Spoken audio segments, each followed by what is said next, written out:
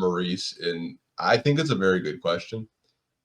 He said, since we're looking ahead and surveying the league and the teams that could go into a rebuild, who are the potential players that the Pistons could realistically look to get? So I actually pulled up the standings, just kind of looking Yep. at teams that I feel that could possibly sell off. And I want to start with the Western Conference, Sean. Yep.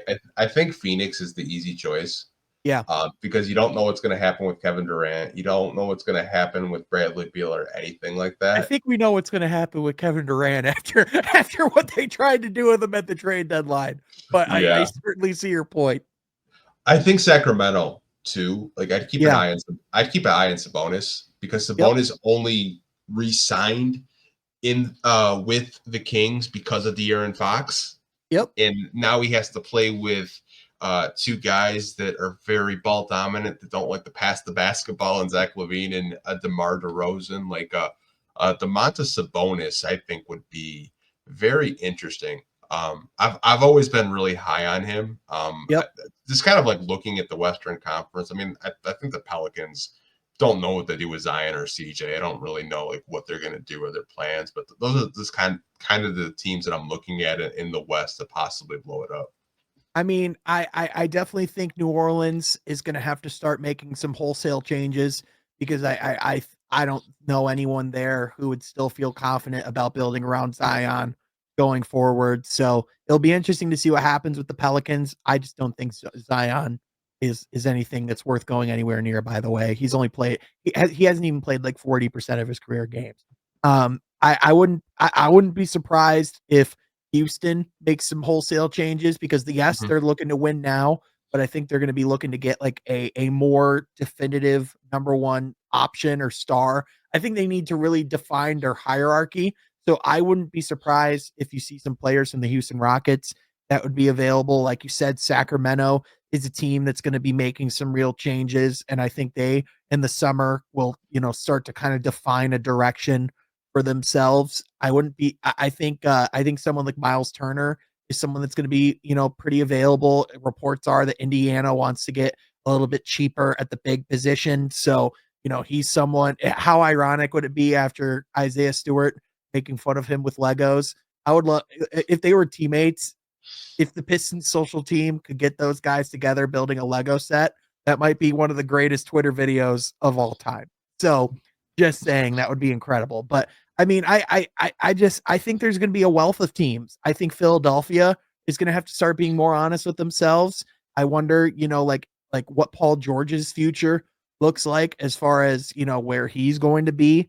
I think a lot of different teams in the league. I mean, even Miami is going to have to start, making some decisions because yes, they're building around Tyler Hero and Bam Adebayo. They have Wiggins, but are they going to be satisfied with just continuing to be around 500?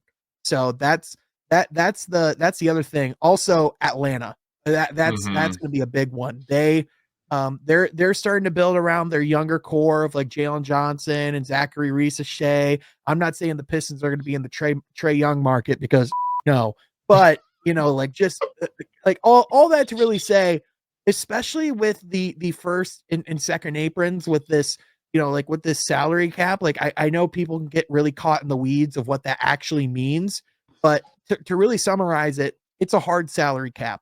And so teams are going to have to start being a lot more honest of who they are and who they aren't. And so because of that, I think you're going to see, like teams like, the narrative going into trade deadline this year was because of the salary cap, you're going to see a lot less trades. Well, what's really happening is you're seeing a lot more trades because you're seeing front offices have a lot of hard conversations. Like, can we win around Luka Doncic? Like when you're starting to have front offices have questions about those types of obvious answers, that tells you just how much the league is seismically shifting. And so Trajan Langdon, if he plays his cards right, could be a beneficiary of that. Yeah, I think you make a lot of great points. I know we talked about Western Conference teams. I'm looking at Eastern Conference teams. You mentioned Miami.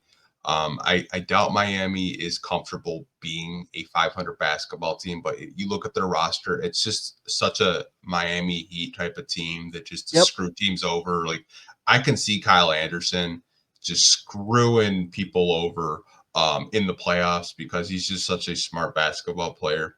You Wiggins is a met. guy who I think will thrive in Miami, Mhm. and they'll always be a free agent destination too. Like I wouldn't be surprised if that was Kevin Durant's next team. Yeah, that's a possibility too. I actually have a team that might surprise you. I think Orlando might shake some stuff up because where they're at, they're 25 and 28 as of right now, the 8 seed. I feel like they're just a point guard away Yeah, from and I know Jalen Suggs is a great talent, really good defensively, but he's been in and out of the lineup. I think they need more offense.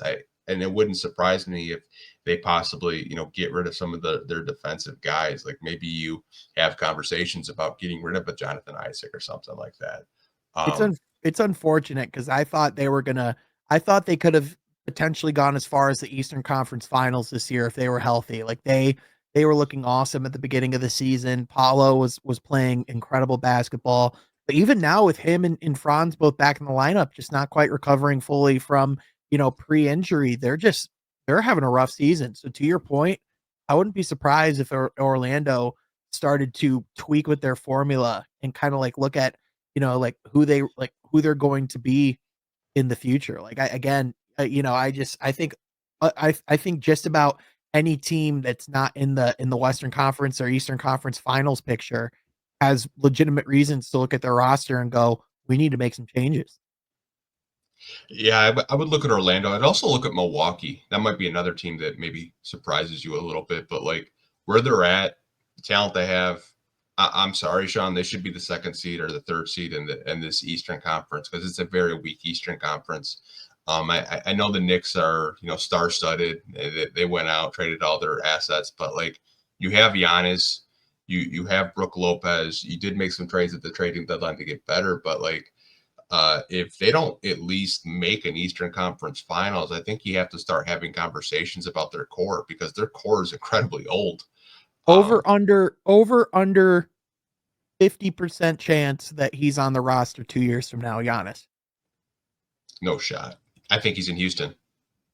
I was because I legitimately like if you're talking about who is the next superstar to request a trade, I would not be surprised. Like obviously Kevin Durant's going to want out of Phoenix after what happened, like with them at the deadline. But I would not be shocked in the slightest if Giannis this summer, after they potentially have like a first round flame out or whatever happens in Milwaukee, Mm-hmm. it would not shock me whatsoever if he said, "I want out," because with Damian Lillard and Giannis Antetokounmpo, a- as high expectations as that roster had, there's just not an excuse for them to be the fifth seed. There's just not in No. this Eastern Conference. And so, especially with New York on the ascension, with Boston being as good as they're going to be for a long time, Cleveland now being a juggernaut, like I think if you're Giannis, I think you look at, like you said, I think Houston would be a perfect spot for him, even though that Western Conference is going to be crazy. I think he's got to look at what the best supporting cast he can get around him. And I just don't think, to your point, there's just no chance in hell Milwaukee's going to be competing for a championship beyond this season. So to really answer your question, Maurice, just about any team in the league could be making seismic shifts now at any time because with the way that the salary cap is set up, with how easy it is to get into having to pay a luxury tax, you are going to see teams really start to make some significant decisions at a timeline in which we haven't seen teams make in a long time. Yeah, I think when you look at this new CBA, it's not super team friendly. And I No, think that's why you saw so many trades. right. I love this question by Maurice because it really has us thinking. Like, it wouldn't surprise me if, like, I know Brooklyn has made it known that they will give the farm to land a Giannis. They will give all their picks to Brooklyn right now if it could land them a Giannis.